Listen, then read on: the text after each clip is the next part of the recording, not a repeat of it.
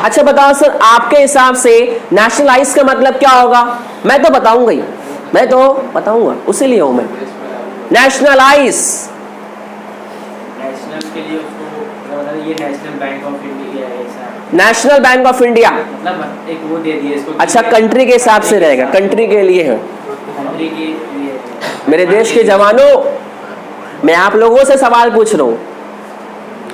Dear students, बताइए पूरी class यहाँ पे कि भाई नेशनलाइज का मतलब यहाँ पे क्या होता है?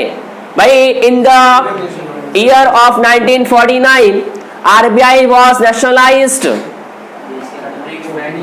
कंट्री के मैंने बैंक बना दिया, ये आप सब जानते हो, आप इस बात को मानते हो? मैं गवाही देता हूं, मैं गवाही देता हूं, ऐसा आप लोग यहाँ पे प्रूफ हो इस बात के, आप सबूत यहाँ पे हो भाई कि मैंने ऐसा बोला है, ये चीजें पहले हो चुकी है। यानी कि देखो सर, अभी यहाँ पे मेरे पास दो कॉन्सेप्ट है जो अभी आप लोग को मैं सिखाऊंगा। अच्छा पूरी क्लास जरा बात को यहाँ पे समझो। अगर सिंपल में सेंटेंस, देखो सर सवाल में यहाँ पे जवाब है, सवाल में यहाँ पे मैं जानबूझ के यहाँ पे सब इसको मैं दो बार रीड करूंगा, लाउडली यहाँ पे स्पीक करूंगा मैं। पहले आप सोचना कि भाई सवाल या स्टेटमेंट के अंदर ही इसका आंसर है। In the January 1949 RBI was nationalized. RBI was nationalized. RBI was nationalized. ये सेंटेंस मैंने आप लोग के सामने 3 बार बोला और 3 बार में मैंने 3 बार आंसर भी दिया। और मजे की बात तो ये है कि आप समझ ही नहीं पाए सर, क्या बोले आपने मालूम ही नहीं पड़ रहे मेरे को। सर ये समझा कंट्री लेवल पे हो गया सर,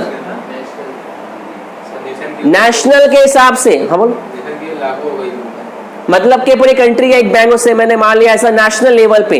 भाई आपने एक मतलब के पहले पे ध्यान दे दिए सर, आपने पॉजिटिव साइड पे ध्यान दिए भाई कि इसे मैंने कंट्री की बैंक मान लिया, सिंपल। आप ये बोलना चाहते हो? आप ये बोलना चाहते हो? बिल्कुल सही है, बिल्कुल सही है सर, यहाँ पे सही है। लेकिन मेरे पास सर एक पहलू और यहाँ पे है।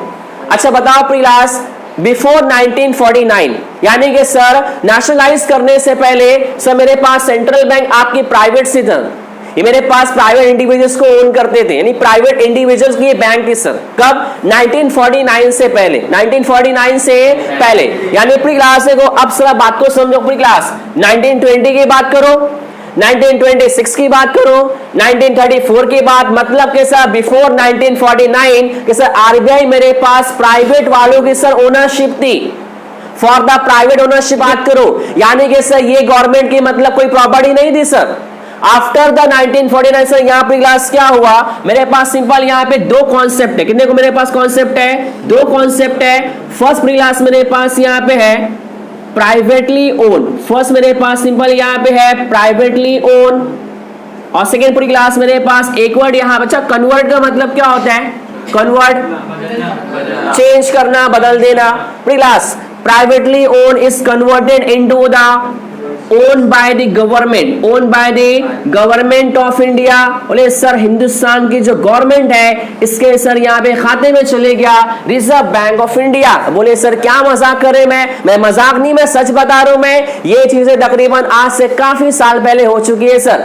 यानी कि सर अभी सिंपल आप लोग यहाँ पे देख रहे हो creation of reserve bank of India. यानी कि सर पहले कैसा था सर, यहाँ पे किसने स्टार्ट किया, किसने फेल किया, किसने सर रिकमेंडेशन दिया, उसके बाद सर रिकमेंडेशन कब जाके एक्सेप्ट हुआ, लॉ कब बना सर, एक्ट कब बना, ऑपरेशन स्टार्ट कब हुआ, उसके बाद सर यहाँ पे नेशनलाइज कब हो गया। नेशनलाइज का मतलब क्लास क्या होता है? Conversion from private into the government. पहले प्राइवेट के पास था, अब गवर्नमेंट ऑफ इंडिया के पास आ गया।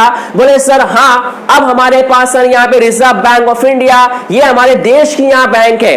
देखो सर मैं ना अपने इमोशंस पे कंट्रोल नहीं कर पा रहा, बिकॉज क्योंकि सर मेरे पास एक बैंक है सर, पूरे देश की यहाँ बैंक है। यानी कि सर अभी आपके पास एक ऐसी बॉडी, स्टैट्यूटरी बॉडी है जो मतलब कि आपके पूरे देश की एक बॉडी है सर, यानी पैसा पूरा वहां जाएगा सर। बोले सर कंट्री बैंक की बात करो सर, कंट्री बैंक मतलब देश के बैंक की बात करो, रिजर्व बैंक ऑफ इंडिया की बात करो, तो प्री क्लास इन 1949 में सर ऐसा हो गया reserve bank of India was nationalise, और ये हमारे पास कंट्री की बैंक है। समझे मेरी बात में क्या बोल रहा हूं? बोले हाँ सर समझ गए तुम्हारी बात को।